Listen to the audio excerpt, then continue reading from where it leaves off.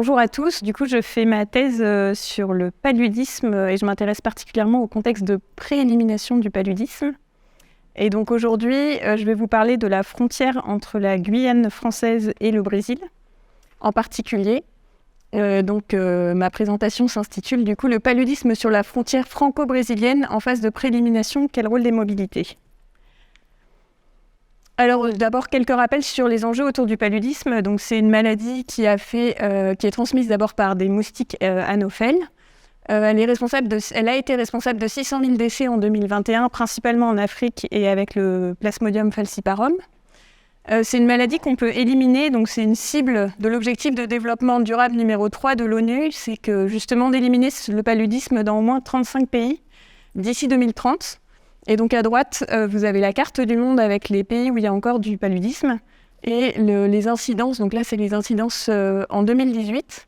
Et donc moi, du coup, je m'intéresse plutôt aux pays qui sont en jaune ou en saumon orangé, donc où il y a le moins de cas de paludisme et donc qui sont dans ce contexte de préélimination.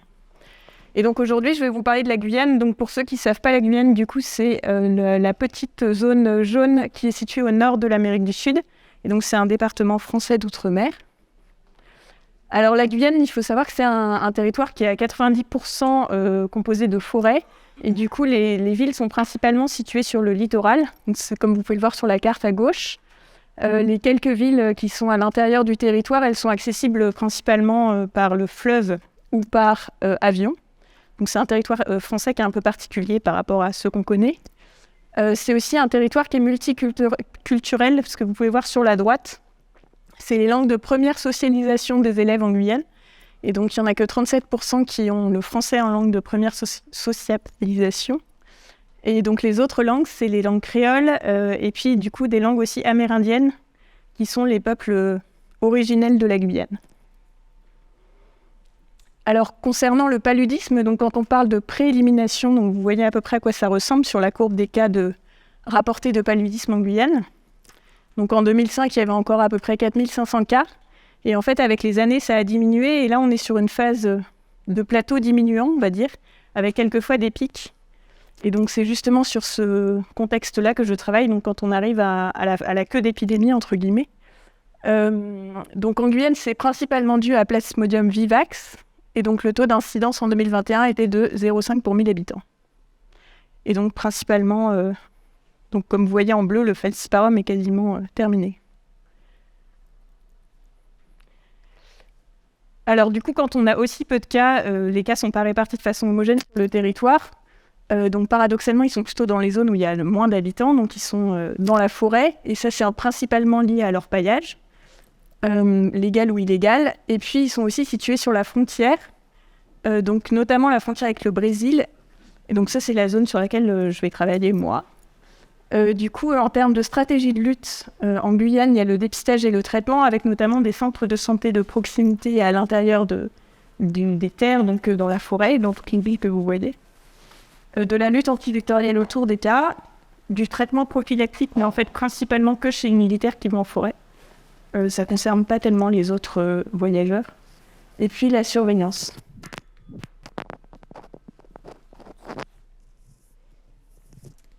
Donc pour vous présenter rapidement la frontière franco-brésilienne. Donc en fait, il faut savoir que c'est une frontière qui est représentée par un fleuve. Et en fait, c'est plus un bassin de vie qu'une frontière en réalité.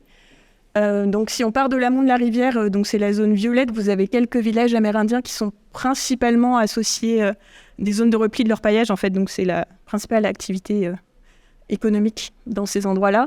Ensuite, si on continue, il y a la ville d'Oiapoque, qui est la plus grosse ville sur le fleuve, qui est du côté brésilien, où il y a 20 000 habitants. Et c'est du coup la capitale marchande. Et en fait, c'est une ville qui est elle-même située à 10 heures de route de la principale ville du territoire, donc qui est Macapá.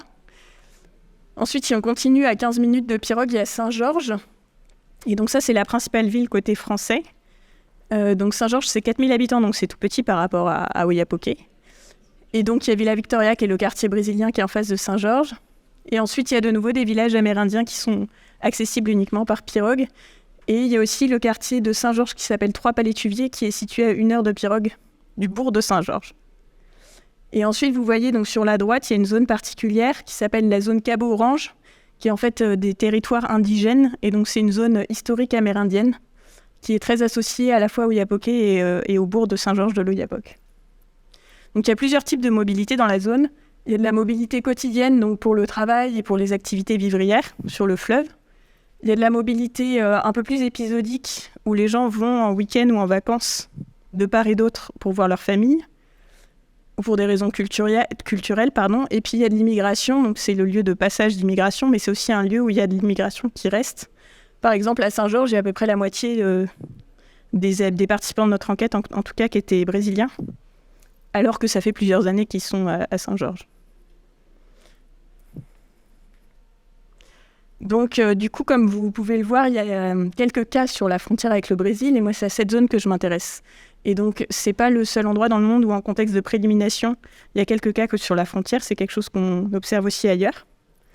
Et du coup, on a plusieurs choses qu'on soupçonne pour expliquer ça. Donc, il y a la mobilité, il y a aussi l'isolement qui rend l'accès aux soins plus compliqué. Il y a aussi le fait que les stratégies ne sont pas forcément harmonisées entre les deux pays frontaliers. Et puis la surveillance, c'est aussi plus complexe. Et du coup, moi, ma question, c'était plus précisément quel est le rôle de la mobilité dans le portage du paludisme sur ces zones frontières. Alors pour ça, j'ai utilisé des données d'une étude longitudinale qui a été conduite à Saint-Georges de l'Oyapock, donc la plus grosse ville française du coup sur la frontière. Elle a été faite entre septembre 2017 et décembre 2018. Donc il y a eu 2 enquêtes transversales en fait. Une entre septembre et décembre 2017, l'autre entre septembre et décembre 2018. Ça a concerné 12 des 15 quartiers de Saint-Georges. Donc en fait, vous voyez la carte de Saint-Georges à droite. Donc il y a un certain nombre de quartiers dans le centre-ville. Et il y a 3 quartiers excentrés. Un, donc c'est Blondin au sud qui est accessible à 10 minutes en pirogue. Il y a Village Martin au nord qui est accessible par une piste. Et puis 3 Palétuviers dont je vous ai parlé tout à l'heure qui a 1 heure de pirogue. Ensuite, du coup, sur ces 12 quartiers, ça représente à peu près 2700 habitants. Donc, ont été inclus dans l'étude 1560 personnes. C'était par du porte-à-porte, donc c'est les gens qui étaient volontaires pour participer. Et au deuxième passage, il n'y avait plus que 1277 personnes. Et donc, sur toute cette population, il y en a 1192 qui ont été testés par PCR à la fois en 2017 et en 2018. Et c'est eux, du coup, qui ont été inclus dans mon étude. Donc là, c'est juste pour vous montrer à quoi ça ressemble Saint-Georges. Donc vous voyez que c'est assez hétérogène. Donc sur la gauche, vous avez le centre-ville et le lotissement Maripa où il y a plutôt des habitants en dur. Mais à la fois, vous avez aussi au bord du fleuve, sur la droite et au milieu, c'est Criconoso. Donc c'est des maisons un peu en bois et en tôle sur pilotis, parce que du coup, le fleuve monte et descend en fonction des périodes. Et puis Adimo et Savane, c'est 2 quartiers qui sont un peu en expansion où il y a un mélange du coup d'habitat dur et puis d'habitat aussi plus en tôle et en bois et plus ouvert avec la vie plus à l'extérieur. Du coup, donc pour répondre à ma question, j'ai regardé différentes expositions que vous voyez ici. Donc d'abord, l'outcome, c'était le portage de Plasmodium vivax et ou de Plasmodium falciparum par diagnostic PCR. Du coup, les variables étudiées, donc il y avait les différents types de mobilité. Alors j'ai considéré que du coup, il y avait 2 types, il y avait 3 types.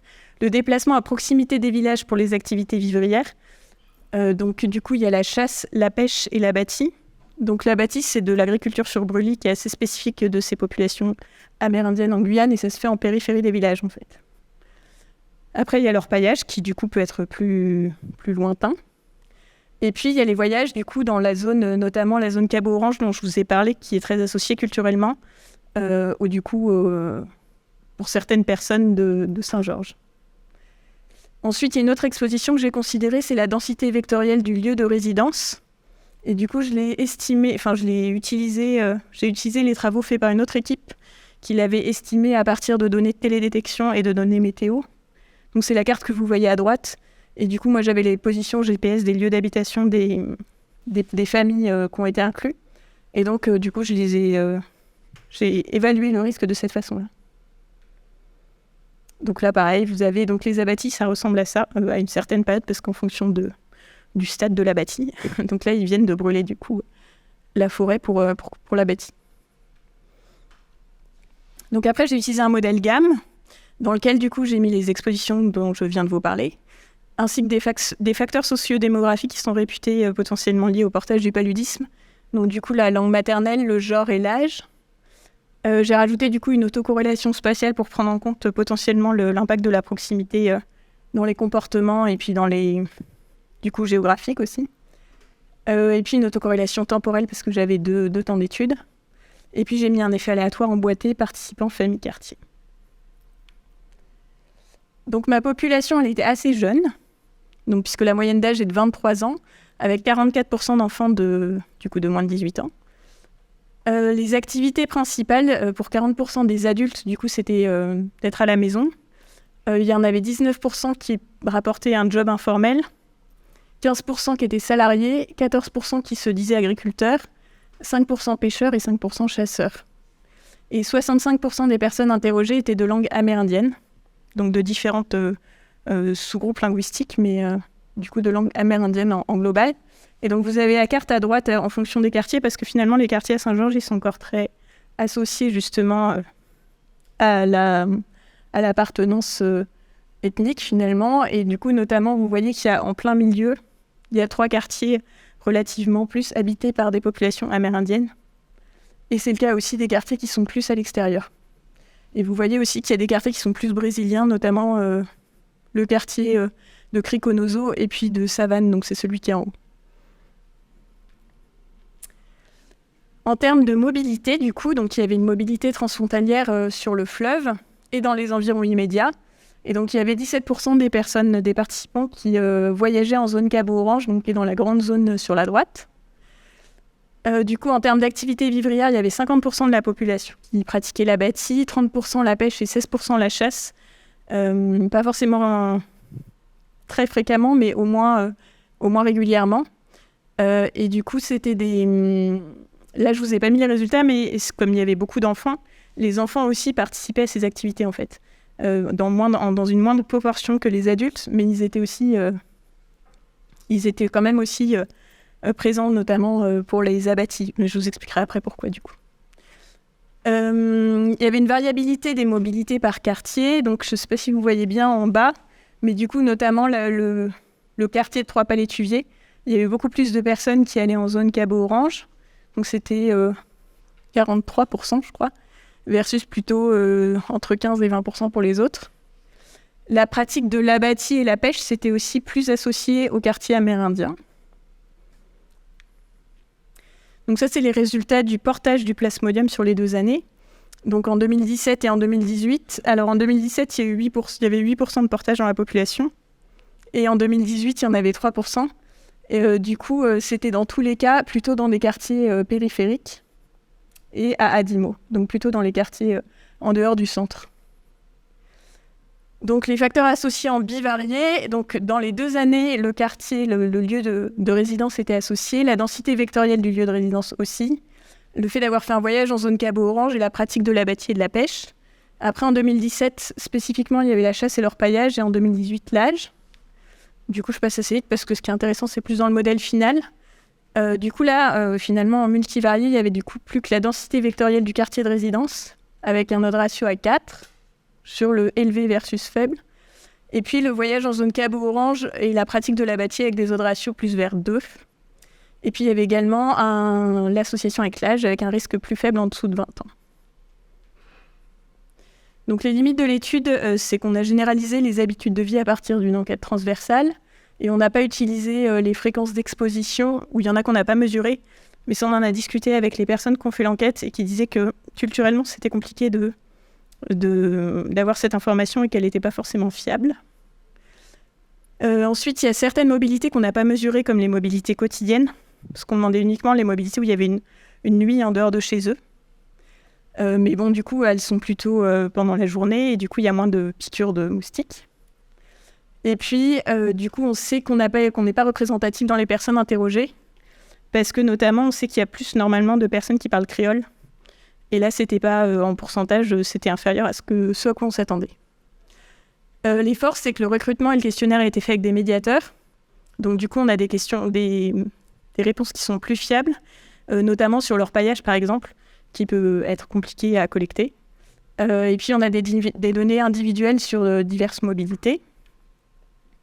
Donc, pour discuter les résultats, du coup, on a trouvé un portage du paludisme associé à la densité vectorielle autour du lieu d'habitation et à différents types de mobilité.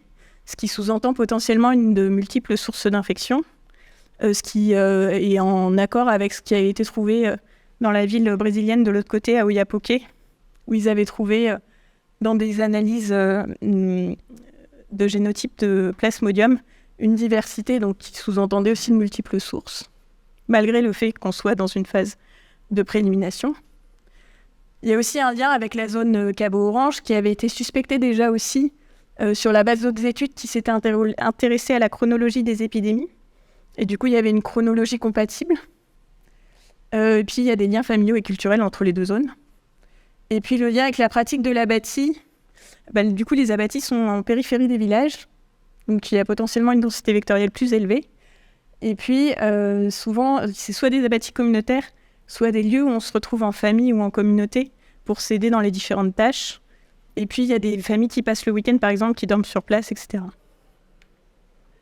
Alors, les implications en termes de santé publique, donc pour moi, ce qui me semble important, c'est du coup de distinguer les mobilités, de les prendre en compte dans la surveillance et dans le design des interventions, que ce soit pour des activités, par exemple, de dépistage ou de lutte antivectorielle autour des cas, ou pour proposer des tests au retour de zones à risque, ou de la prophylaxie pendant les épidémies. Mais pour ça, du coup, ça sous-entend du coup de renforcer la réactivité et la collaboration transfrontalière pour avoir des données de surveillance qui soient les plus à jour possibles. Et puis, de renforcer l'accès aux tests et aux traitements avec des agents communautaires, ce qui n'est pas possible actuellement, et de la médiation pour mieux expliquer les actions et accompagner les actions surtout. Et puis, du coup, prendre en compte la réalité culturelle, économique et environnementale qui contraint la population, puisque les mobilités qu'ils pratiquent, en fait, c'est des mobilités de subsistance ou c'est pour aller voir la famille. Et ça peut être influencé par ces différents facteurs.